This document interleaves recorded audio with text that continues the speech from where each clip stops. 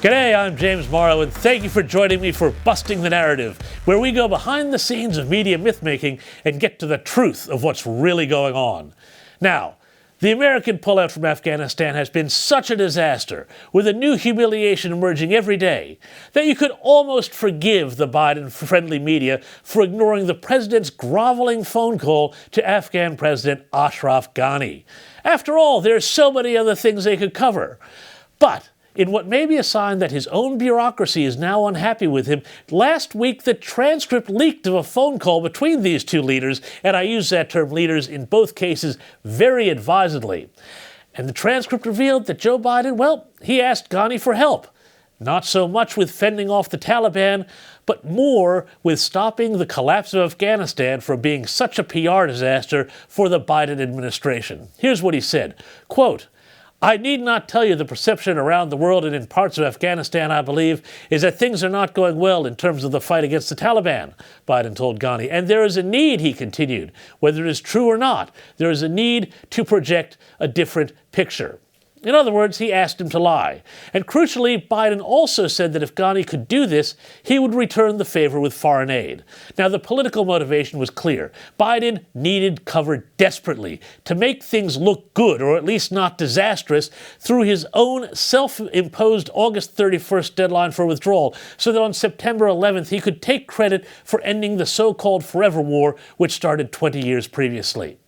And guess what else? Well, no surprise. Pretty much all of the Democrat-aligned media decided to give the story of the phone call a miss. The New York Times?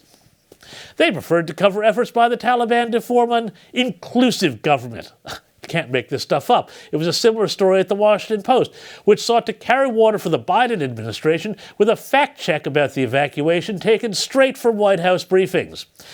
What was that about democracy dying in darkness again, comrades? Oh, and over on CNN, Don Lemon even went so far as to say, have a listen to this. I think people should stop beating up on the administration so much, because no matter how it ended, everyone wasn't going to be happy with the way it ended. So if there's any silver lining in this, it's going to be what happens going forward. You can't change the past. You get the idea.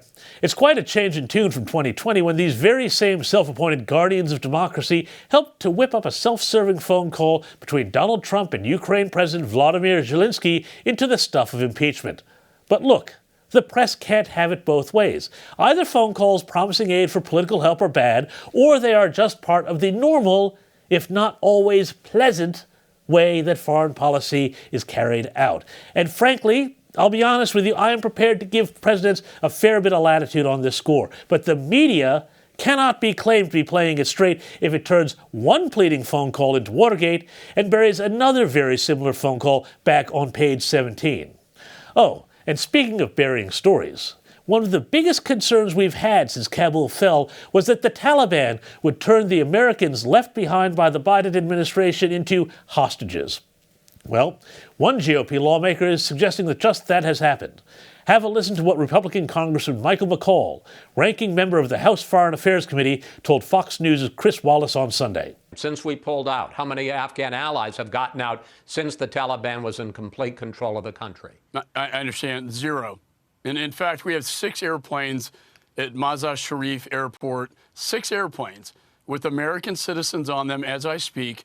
Also with these interpreters, and the Taliban is holding them hostage for demands right now. The state has cleared these flights, and the Taliban will not let them leave the airport. So I'm sorry, the answer to your question is 0. If he is correct, this will add a whole new level to the crisis in Afghanistan, making it look not just like Saigon 1975, but Tehran 1979. Love to see how Don Lemon and rest of the gang spin that. I'm James Morrow, and I'll see you next time for more Busting the Narrative. And I'd love to hear from you. Share your feedback and tips at bustingthenarrative@skynews.com.au. See you next time.